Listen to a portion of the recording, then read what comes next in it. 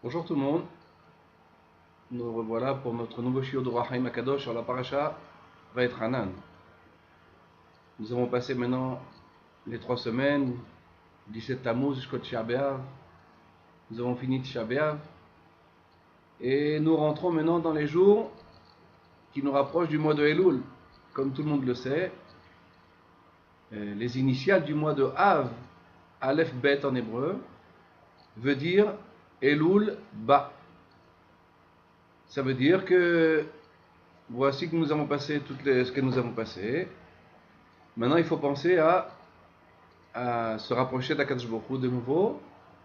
Et surtout que Rosh Hashanah, Yom Kippour, Yamim Noraim s'approchent. On verra dans cette paracha, et dans les parachiotes à venir d'ailleurs, que le Or HaChaim nous parle beaucoup de Tchouva. Ensuite, nous verrons par la suite dans la paracha qu'il y a 2 sortes de Tchouva. Il y a la Tchouva qu'un homme fait par crainte de Dieu et une Tchouva qu'un homme fait par amour de Dieu. On expliquera plus loin dans la paracha quelle différence entre celui qui craint, celui qui fait la Torah par amour pour Dieu, celui qui fait par la crainte de Dieu. Avant d'arriver à cela, nous allons commencer la paracha Vaïtranan. Vaïtranan el Adonai ba'et ha'i lemor. Adonai Elohim ata achilota le'arot et avdecha et godlecha ve'et yadecha chazaka asher mi'el bashamayim va'aretz asher ya'aseh chi ma'asecha vechi gvurotecha Eiberana ve'era'e et ha'aretz asher atova asher be'ever Yarden ha'ar hatov hazeh ve'alevanon. La paracha commence en nous disant Vaïtranan el Adonai ba'et ha'i lemor, que Moshe Rabbeinu rappelle au Bnei Israël qu'il a supplié Dieu, Ba'et ha'i, à ce moment-là, les morts en disant. Alors il dit le Or HaChaim Akadosh, quel est le pshat de la paracha? Que veut dire la paracha Vaïtranan el Adonai Ba'et ha'i? Sur quoi Moshe Rabbeinu a prié? Alors Or HaChaim Akadosh nous dit il a prié pour annuler le décret qu'il y avait sur les explorateurs. Ça veut dire 38 ans avant. Comme on avait rencontré dans la parashat Shlach Lecha, que les Bnei Israël ont dû tourner dans le désert pendant 40 ans par rapport à la faute des explorateurs qui ont parlé du mal, de la médisance sur la terre d'Eretz Israël. Et ils ont voulu affaiblir le cœur des Bnei Israël sur la émouna de la sainteté d'Eretz Israël. Et à ce moment-là, Dieu a décrété sur eux de ne pas rentrer en Eretz Israël. Toute cette génération, qui avait plus que 20 ans à l'époque, tous les plus de 20 ans, ont été décrétés de ne pas rentrer en Eretz Israël. C'est ce qu'on appelle la faute des explorateurs. Vient Moshe Rabbeinu, donc quelques jours avant sa mort, comme on l'a dit la semaine dernière, Parashat Dvarim, a été dit à partir de Rosh Chodesh Shvat. 36 jours avant la disparition de Moshe Rabbeinu. Et Moshe Rabbeinu fait des remontrances au Bnei Israël en leur disant et j'ai supplié Hachem à ce moment-là en lui disant Hachem Elohim, je te demande de pouvoir rentrer en Eretz Israël. Je voudrais rentrer en Eretz Israël afin de voir la terre bonne qui est de l'autre côté du Jourdain.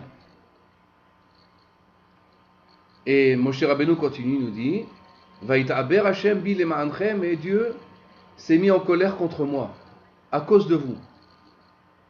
Et il n'a pas écouté ma prière. Alors à ce moment-là, Vayomer Hashem elai rav lach. Ça suffit. Al tasif daber elai od badavarazé. Ne me parle pas. Je ne veux pas que tu me parles plus de ce sujet-là. C'est décréter que tu ne rentreras pas en Eretz Israël, tout du moins maintenant. Mais plus loin, ça veut dire, lorsque le Mashiach viendra, c'est Moshe Rabbeinu qui va venir nous rentrer en Eretz Israël, qui va nous amener la Géoula, qui va nous rentrer, les Bnei Israël, en Eretz Israël. Alors il dit au Or HaChaim Akadosh, Vaïtranan el Hashem ba'et ha'i. J'ai supplié Hashem à ce moment-là. Ça veut dire, Moshe Rabbeinu, il dit, ne croyez pas que je n'ai pas prié pour vous. j'ai intercédé aux oreilles d'Akadosh Baruch Hu, afin que vous rentreriez en Eretz Israël. J'ai voulu que vous soyez vous aussi en Eretz Israël. J'ai voulu annuler la Xéra, j'ai voulu enlever le décret qu'il y avait sur vous de ne pas rentrer en Eretz Israël. Mais Dieu n'a pas écouté ma prière, n'a pas accepté ma tfila. Alors, Rahaim Akadosh demande, si on voit bien la paracha, alors on voit que Moshe Rabbeinu a demandé pour lui en vérité. Moshe Rabbeinu a demandé à Dieu, fais-moi rentrer en Eretz Israël afin que je voie la belle terre d'Eretz Israël que tu as promise à tes enfants. Alors il demande au Rahaim Akadosh, alors où est-ce que ça veut dire que Moshe Rabbeinu a prié pour les Bnei Israël? Non. Moshe Rabbeinu a prié pour lui-même. Moshe Rabbeinu a prié apparemment que pour lui afin de rentrer en Eretz Israël. Alors où est-ce qu'elle est la prière pour les Bnei Israël de rentrer en Eretz Israël? Nous dit le Rahaim Akadosh, en aucun cas, il ne faut penser que Moshe Rabbeinu a prié que pour lui. Moshe Rabbeinu, toute sa kavana, toute son intention, lorsqu'il a prié pour les Bnei Israël, il a prié pour lui, c'était en vérité pour prier pour les Bnei Israël, pour les 40, la génération du désert qui a été décrétée de ne pas rentrer en Eretz Israël. Moshe Rabbeinu est venu et a demandé à Akadosh Baruch Hu d'annuler ce décret. Comment? Dans la Halachot Nedarim, dans les lois de vœux, Atarat Nedarim, quelqu'un a dit, par exemple, j'ai fait un vœu de ne pas manger ce morceau de pain et cette pomme et cette banane. Donc on répète, quelqu'un qui a fait un vœu d'abstinence et il a dit, j'ai fait le vœu de ne pas manger ce morceau de pain, cette pomme et cette banane. Dans les halachot nedarim, dans les lois de vœux, il y a une halacha qui dit comme ça. Neder chez utra miktsato, utra kulo. Un neder qui a été défait en partie et défait entièrement. Par exemple, dans notre cas, nous, quelqu'un a dit, j'ai fait un vœu de m'abstenir de ce morceau de pain, de cette pomme et de cette banane. Il va au Beddin et il dit au Beddin, si je savais qu'il allait avoir Shabbat qui allait venir et qu'il faut faire un séoudot de Shabbat sur du pain, jamais j'aurais fait de neder, j'aurais pas fait un vœu. Et le Beddin lui défait le vœu qu'il a fait sur le pain. La halakha continue et nous dit que du fait que tu as défait une partie de ton neder, une partie de ton vœu, alors tout ton vœu entièrement est défait. Ça veut dire que lorsque l'on défait une partie du vœu que l'on a fait, alors tout le vœu entièrement est défait. Alors il dit Moshe Rabbeinu à Akadosh Baruch Hu, permets-moi à rentrer en Eretz Israël. Permets-moi de faire la mitzvah de voir Eretz Israël, de rentrer en Eretz Israël. Qu'est-ce qu'il voulait dire par là Moshe Rabbeinu? Moshe Rabbeinu a décrété sur le Ham Israël, sur la génération du désert, et sur Moshe Rabbeinu, de ne pas rentrer en Eretz Israël.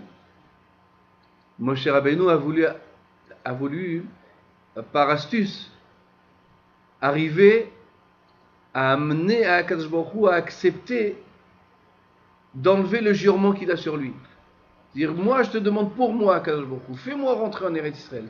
Enlève le vœu qu'il y a de ne pas rentrer en Eretz Israël. Et ainsi, par le fait que tu défais une partie du jurement que tu as fait, alors tu défais tout le jurement et tu permets à tous les Bnei Israël de rentrer en Eretz Israël de cette génération. Donc c'est ça qui nous dit Or HaChaim Akadosh. En vérité, Moshe Rabbeinu n'a pas pris que pour lui.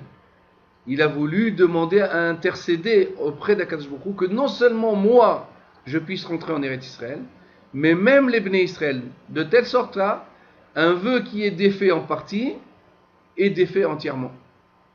Donc quand Moshe Rabbeinu a demandé fais-moi passer en Eretz Israël, ça veut dire défais le vœu qu'il y a sur moi, défais le jurement que tu as juré sur moi. Alors il a dit, Moshe Rabbeinu ici, tu défais le vœu que j'ai sur moi, alors tu défais aussi celui de Béné Israël parce qu'on va ensemble. C'est un seul et même vœu. Donc c'est ça qu'il a demandé Moshe Rabbeinu à Dieu. Il a dit, défais-moi mon vœu afin que je puisse rentrer en Eretz Israël. Et donc, automatiquement, les Béné Israël pourront eux aussi rentrer en Eretz Israël. Donc de là on voit la grandeur de Moshe Rabbeinu, que jamais il n'a eu dans son esprit d'abandonner le peuple d'Israël et de ne pas prier pour lui. En permanence, l'inquiétude du chef d'Israël, un chef Israël, se veut en permanence de voir le bien de son peuple. Même s'il viendra à lui y perdre. C'est-à-dire, s'il ne défait pas son vœu parce que les Béné Israël ne peuvent pas y rentrer, alors Moshe Rabbeinu l'a accepté.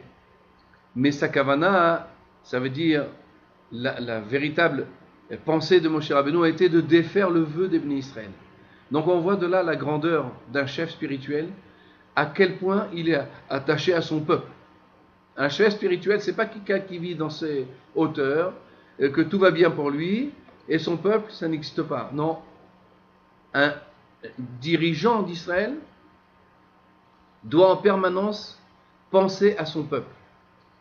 Il y a beaucoup d'exemples de notre époque qu'on pourrait donner, qu'un chef de communauté, un chef d'Israël, son travail à lui en permanence, c'est comment faire qu'il soit bien pour le peuple, que le peuple puisse vivre une belle vie, une vie comme il faut, une vie cachère, une vie qui soit correcte, dans laquelle il ne manque de rien. Le chef spirituel, son travail à lui, c'est en permanence de penser à son peuple. C'est ça ce que nous apprend le Rahaïm ici à Kadosh, en nous disant qu'en vérité, Moshe Rabbeinu n'a pas prié pour lui. Il a prié pour le peuple d'Israël. Ça, c'est la première partie de cette passou qui nous dit une chose ainsi. Ensuite, nous dit le Rahaïm à Kadosh, deuxième manière de comprendre ce passou, ce verset, va être Hanan, El Adonai, Ba'et Haï, les morts. Alors on peut de là apprendre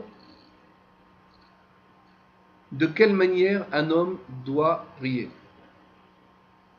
Ça veut dire maintenant on va interpréter le verset, pas seulement sur les mots de Moshe Rabbeinu pour son époque, mais en vérité de notre époque.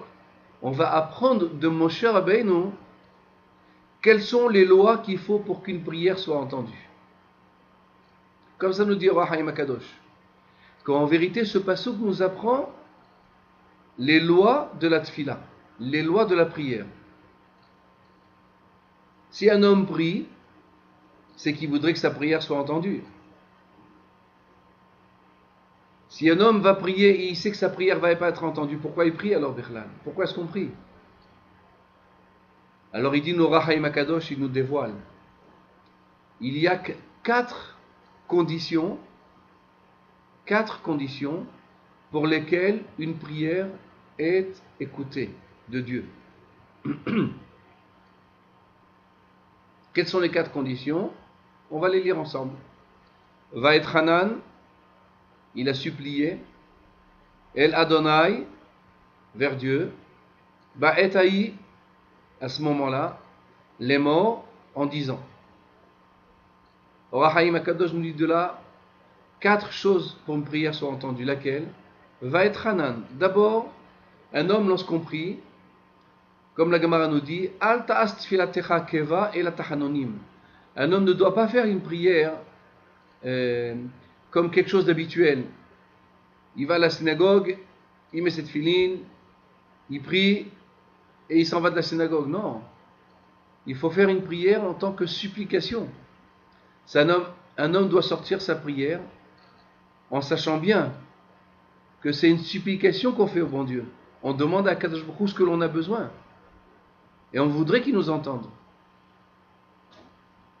Donc il faut faire sa prière Tachanonim. Tachanonim, c'est quoi Tachanonim? Il y a plusieurs explications. Une des explications Tachanonim, un homme ne peut pas exiger à Kadosh Baruch Hu ce qu'il a envie. Un homme, il ne peut pas dire j'ai besoin de ça et de ça et de ça. Pas du tout. Il y a un lien de faire ça en tant que supplication. Ça veut dire je voudrais que tu m'écoutes. J'aimerais que tu me répondes à ce que je voudrais. Mais je suis bien conscient que tu n'as aucune obligation envers moi, tu ne me dois rien.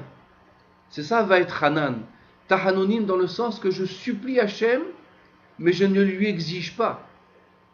J'exige pas au bon Dieu. Je ne peux pas exiger quelque chose à Akadosh Baruch Hu. S'il veut, il me donne. S'il ne veut pas, il ne me donne pas.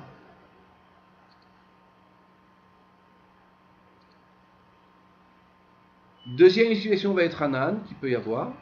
Et ça, c'est la Gemara dans Maseret Brachot qui nous le dit. Qu'un homme doit faire une prière en tant que supplication. Une prière, ce n'est pas un fardeau. Je ne vais pas faire la prière comme un fardeau. Je dois prier, je dois aller prier. Tu dois rien, Akadosh Baruch Hu, il n'a pas besoin de ta prière. Tu pries parce que tu voudrais que Dieu il écoute ta prière. Donc à ce moment-là, quand tu vas faire ta Hamida, quand quelqu'un il va rentrer faire sa Tfila, alors il va vider son esprit de toutes les choses vaines.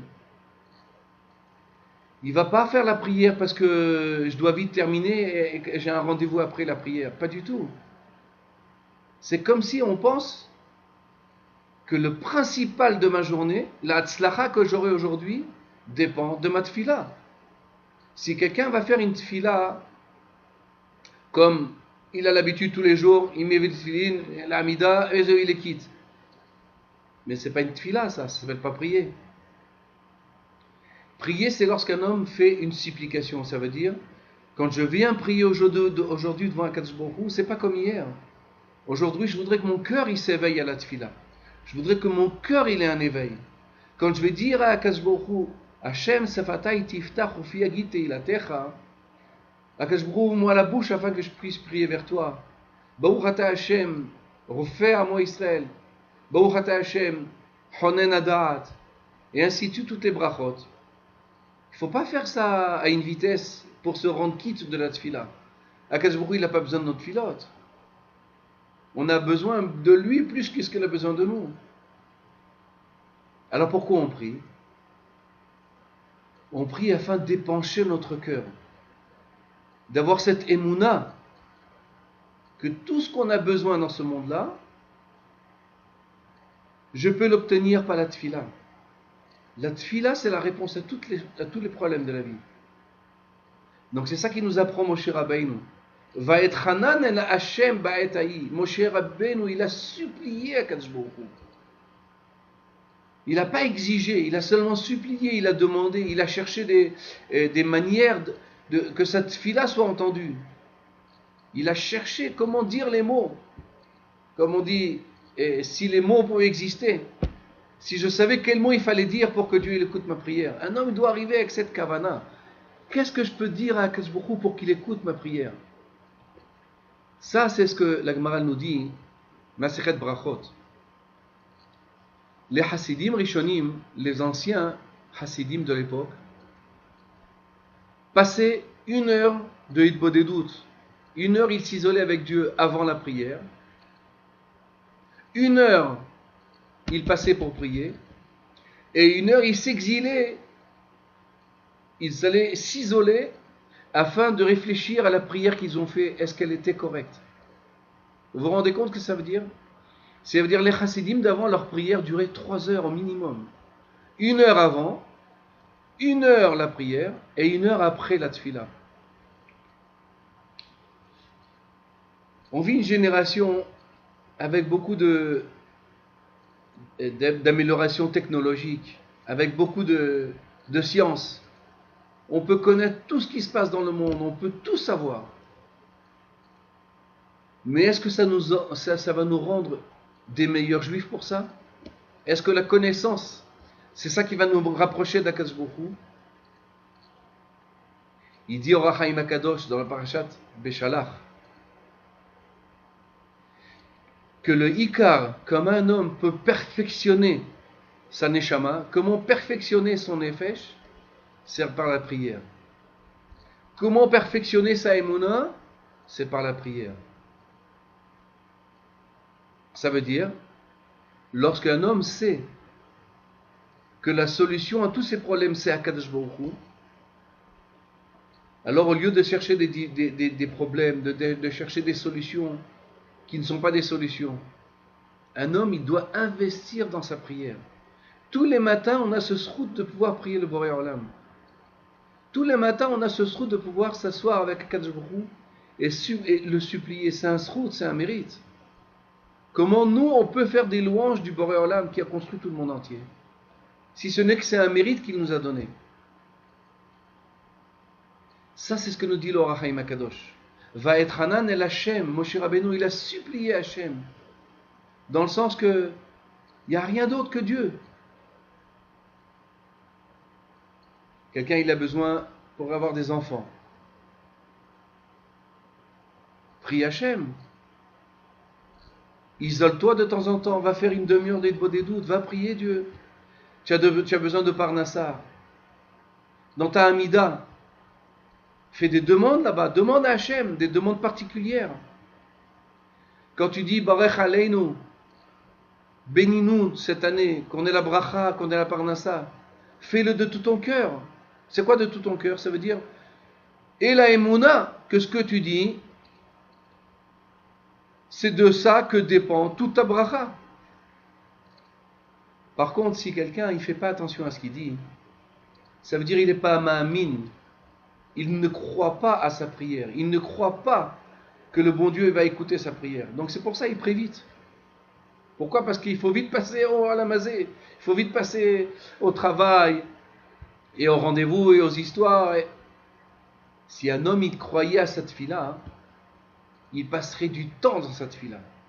Il investirait une heure au moins pour prier sa Hamida. Il y a des rabbanim que je connais, des gens, des grandes tzadikim. Leur Hamida dure 3 heures. Il y a des tzadikim qui prient, pendant 3 heures, ils restent debout dans la Hamida. Mais quand ils prient, ils prient. Chaque mot a une importance chez eux. Chaque mot, chaque virgule. Ça, c'est ce qu'on appelle faire de sa prière tachanonim. C'est faire de sa prière une supplication. Comme quelqu'un, il sait par exemple qu'il a besoin d'un prêt à la banque. Il cherchera les mots qu'il faut pour parler au banquier. Qu'est-ce que je vais lui dire pour le convaincre que je suis solvable, qu'il peut me donner ce prêt, je lui rendrai ce prêt. Quels sont les mots qu'il faut que je dise pour qu'il écoute ma prière? Ça, c'est ce que Moshe Rabbeinu nous apprend. Va être Hanan el Hashem. J'ai supplié Hashem.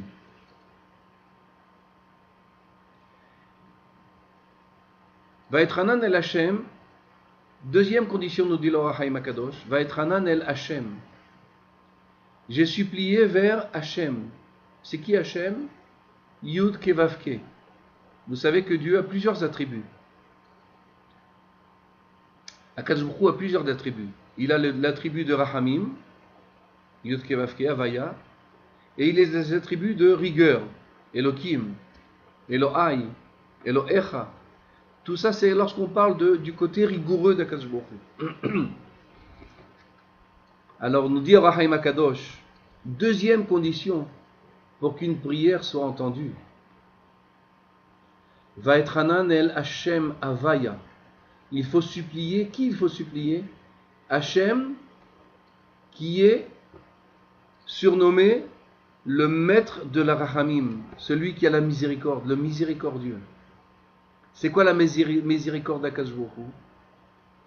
C'est que si un homme il va demander d'être répondu suivant ses actions, alors Akadosh Baruch Hu il va ouvrir des dossiers. Qu'est-ce qu'il me demande celui-là? Il voudrait que je lui donne ça et ça, mais est-ce qu'il est apte à ce que je vais lui demander?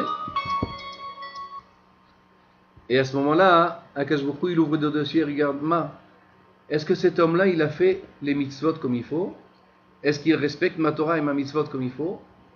Et à ce moment-là, Dieu, suivant ça, alors comme ça il va lui répondre. Donc il va se trouver que cet homme-là va prier Hachem, il va réveiller la rigueur de Dieu. Et lorsqu'on réveille la rigueur de Dieu, personne ne peut tenir à cette épreuve. Personne. Personne ne peut dire à Akadosh Baruch Hu, moi je suis parfait, tu pourrais me répondre, j'ai étudié beaucoup dans ma vie, j'ai étudié beaucoup la prière, j'ai prié beaucoup, et j'ai fait des mitzvot. C'est-à-dire un homme, il vient demander à Hachem par rapport à ce qu'il croit avoir fait de bien dans sa vie. Rahaim nous enseigne, lorsqu'on supplie Hachem, on le supplie à la Rahamim. El Hachem, Mazé Hachem, Hachem c'est Yud Kevavke, c'est Rahamim. C'est quoi Rahamim? Ça veut dire que Dieu, tu ne me dois rien du tout. Au contraire, normalement, je ne suis apte à recevoir aucune délivrance suivant mes actions. Je ne suis pas un homme cachère comme il le faudrait. Je ne fais pas la Torah et les mitzvot comme il le faudrait.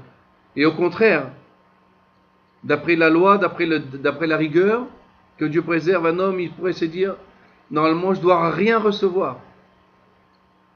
Aval nous apprend Moshe Rabbeinu. Lorsqu'un homme veut être répondu, alors il faut être ma'amin, que Dieu, il est miséricorde. Ça veut dire que même si je ne suis pas apte,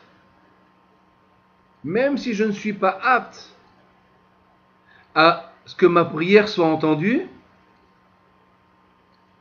mais justement pour ça, je prie vers Dieu. Parce que même celui qui n'est pas apte, Dieu peut lui envoyer ce qu'il a besoin. Dans la paracha Kitissa, après la faute du veau d'or, Moshe Rabbeinu a demandé à Dieu,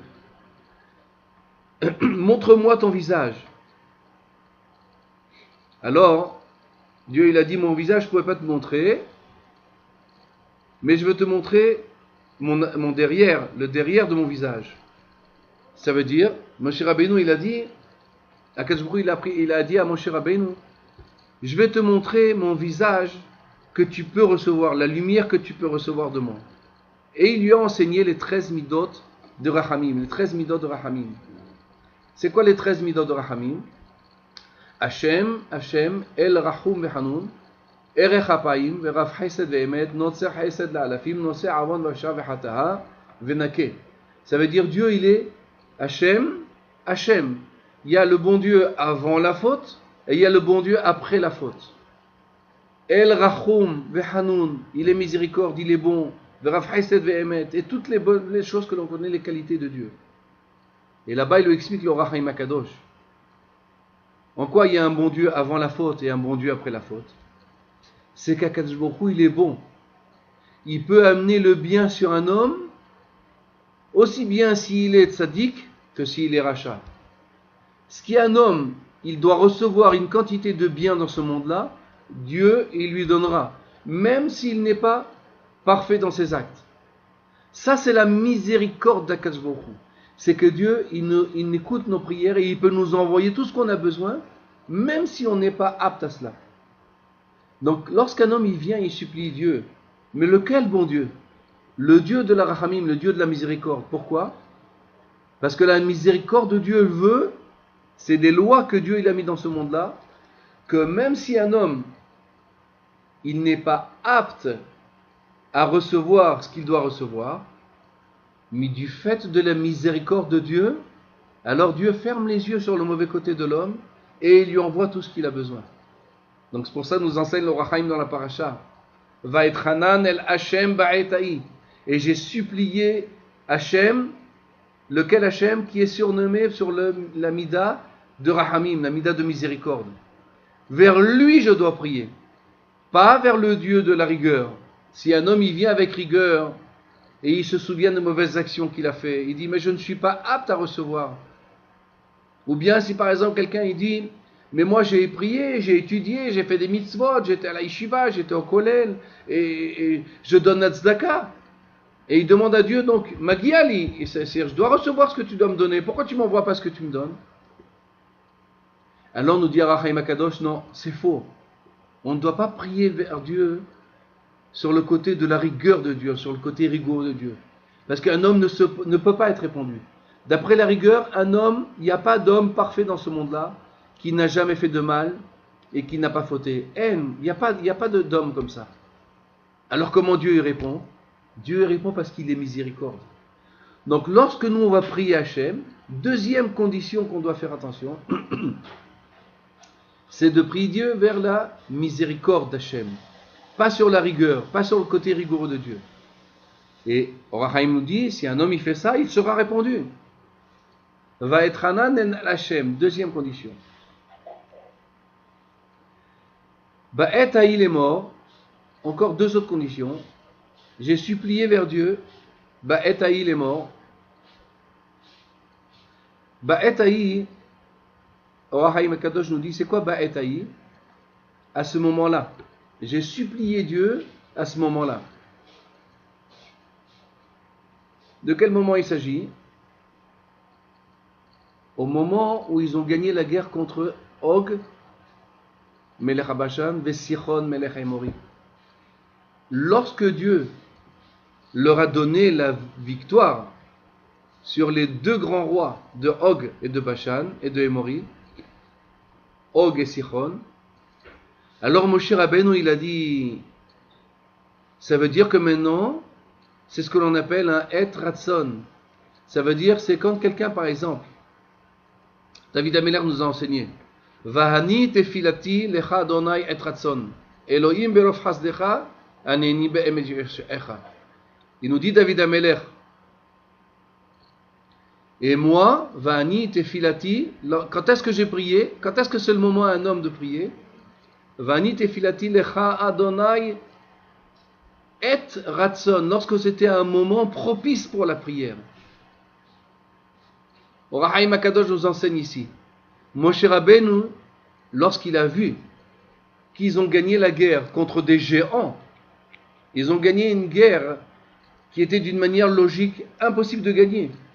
Deux géants, Og Melech Habashan, Vesichon Melech Haïmori. C'était deux géants qu'à eux tout seuls, le monde tremblait devant eux.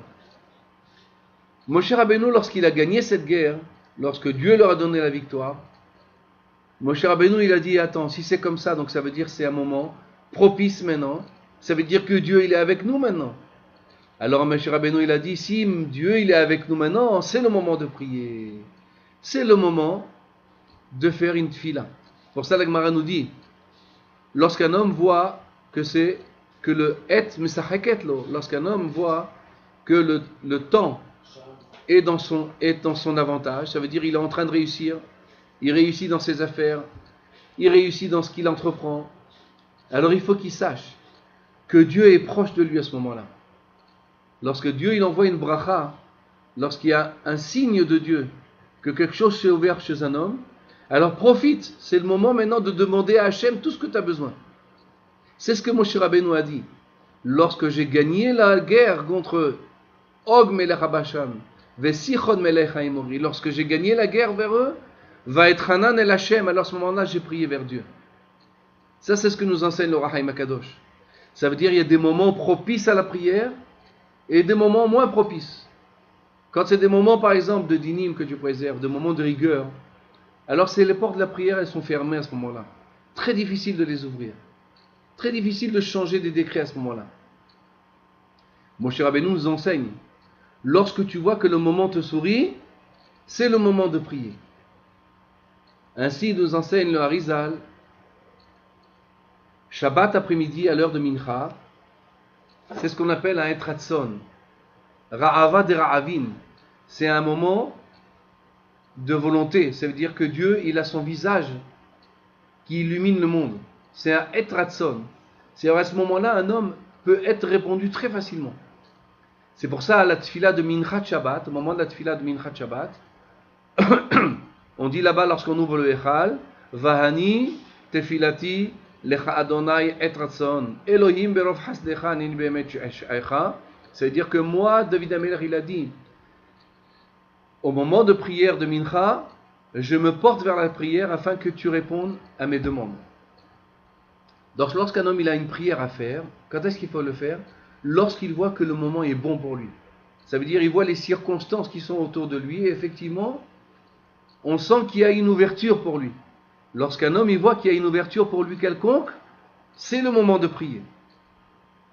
Un autre Etratson nous dit Rabbi Nachman dans Sefer Hamidot, il y a un autre moment où il est bien de prier, où la tfila d'un homme elle est écoutée, c'est au moment de Hamoud HaShachar, au moment du lever du matin. Pas le lever du soleil. 72 minutes avant le lever du soleil. C'est ce qu'on appelle l'aube. Nous dit Rabbi Nachman, c'est un moment propice à la tfila. C'est un moment très propice pour la prière. Lorsqu'un homme a une difficulté quelconque, dans la santé, dans la parnassa, dans les enfants, dans tout ce qu'il aurait besoin. Alors un homme, il est bien qu'il se lève au petit matin, 4 heures du matin, 4h30, ça dépend des horaires là où on se trouve, un homme il se trouve. 72 minutes avant le lever du soleil. Nous a dévoilé Rabbi Nachman que c'est un moment de prière, c'est un moment de Et Ratzon. C'est un moment où les portes du ciel sont ouvertes. C'est très important à se lever à ce moment-là et de faire un Teilim, de lire Shirachirim et de faire des prières personnelles à ce moment-là. De prier pour tout ce qu'on en aurait besoin. Ça, c'est la troisième chose que nous apprend le Orach Chaim HaKadosh. Quatrième et dernière chose, nous dit le Orach Chaim HaKadosh. Va être Hanan, on l'a dit, supplier. El Hashem, la miséricorde. Ba'etahi, à ce moment-là, c'est-à-dire quand c'est un moment de Ratzon, lorsque la vie nous sourit. El Hashem, Ba'etahi, les morts. Apparemment, ce mot les morts, chaque fois qu'il y a marqué les morts dans la Torah, c'est que Dieu il a dit à Moshe Rabbeinu, voilà, cette chose-là, tu la transmets au Béné Israël, tu vas le dire au Béné Israël. Vaïdaber Adonai, El Moshe, les morts. Dieu il a parlé avec Moshe Rabbeinu, et lorsqu'il a dit le mot les morts, ça veut dire que Dieu a dit à Moshe Rabbeinu, et ça tu l'enseignes au Béné Israël. Par contre, il y a des choses que Dieu a dit à Moshe Rabbeinu, mais tu ne l'enseignes pas au Béné Israël. Maintenant, dans notre paracha, nous, ce mot les morts, et dis-le, n'a pas de sens. Pourquoi? Parce que ce n'est pas une ordonnance. Ce n'est pas une ordonnance que Dieu a dit à Moshe Rabbeinu. Il n'y a aucun ordre sur cette mitzvah. Donc pourquoi Dieu a dit ce mot les morts? Pourquoi Moshe Rabbeinu a dit Vaïtranan al Adonai Baïtaï les morts en disant? Et là, de là, écoutez bien ce que je veux vous dire. Lorsqu'un homme fait une prière, il faut expliciter ses demandes. Il faut bien dire ce que vous demandez à Kadosh Baruch Hu et l'expliciter entièrement ce que vous voudrez. Je vais vous raconter une histoire que le Midrash raconte. Il y a une histoire que le Midrash raconte dans Megillat Esther. Perek Kaf Dalet et le 7e paragraphe. C'est une histoire que le Midrash nous raconte. Il y avait une fois un homme dans le désert. Et fatigué de marcher, il a levé ses yeux vers Dieu. Et il a dit à Kadosh Baruch Hu, j'ai besoin d'un âne. Comme ça il a prié. Il a demandé à Dieu qu'il lui envoie un âne. Un Romain qui passait par là a entendu ce juif prier. Et juste à ce moment-là, lui était né un petit âne qui était encore trop faible pour marcher. Ce goy, lorsqu'il a entendu ce juif parler comme ça, il a dit, tu veux un âne? Voilà, j'ai un âne qui vient de naître. Et je vais te demander de me le porter jusqu'à ce qu'on arrive dans la ville. Comme ça le Midrash raconte. Et comme c'était à l'époque où les Romains dominaient sur les Juifs, il a été obligé de faire ce que le Romain lui a dit. Donc non seulement lui, il était fatigué par le chemin, il était usé du chemin qu'il avait pris, mais maintenant, le voilà maintenant en train de porter un âne sur ses épaules jusqu'à l'entrée de la ville. Il dit au Orach Chaim HaKadosh, c'est le Midrash qui nous dit cette phrase-là même. Lorsqu'un homme prie, alors il faut qu'il explicite sa prière. Je veux un âne afin de pouvoir le chevaucher. Parce que je suis fatigué et j'ai besoin de chevaucher un âne afin d'arriver tranquillement à la ville. Donc ce Hassid là qui a prié dans le désert, il a dit, c'est vrai Dieu, tu as écouté ma prière. Mais ma faute à moi, c'est que je n'ai pas demandé comme il fallait la chose. Donc lorsqu'un homme par exemple, il demande, j'ai besoin, donne-moi une maison. Alors Dieu va lui donner une maison. Mais une maison peut-être dans laquelle il n'y aura pas de fenêtre. Une maison complètement isolée dans le village. Impossible d'accéder à cette maison si tu n'es qu'en escaladant par des fenêtres. Et chacun il va se faire un cinéma de ça. Ça veut dire de savoir qu'une demande, je dois faire une demande bien explicite. Je voudrais une maison avec des fenêtres, avec des bons kivunei avir, c'est ce qu'on appelle, avec des bonnes orientations, avec un étage pas trop élevé, avec un loyer pas trop cher, avec un prix pas trop cher. Il faut savoir expliciter sa prière. Un homme doit bien expliciter ce qu'il a besoin. Quand quelqu'un doit demander quelque chose à Akadosh Baruch Hu, qu'il le demande correctement. Et si on fait ces 4 conditions que le Or HaChaim nous dit, alors c'est sûr et certain qu'un homme, lorsqu'il va prier, il sera entendu. Sa prière sera entendue. Ça, c'est ce que nous apprend le Or HaChaim Akadosh dans la paracha. Voilà, on se retrouve dans quelques instants pour la deuxième partie de cette paracha. Va être Hanan, un petit moment d'arrêt, et on se retrouve tout de suite.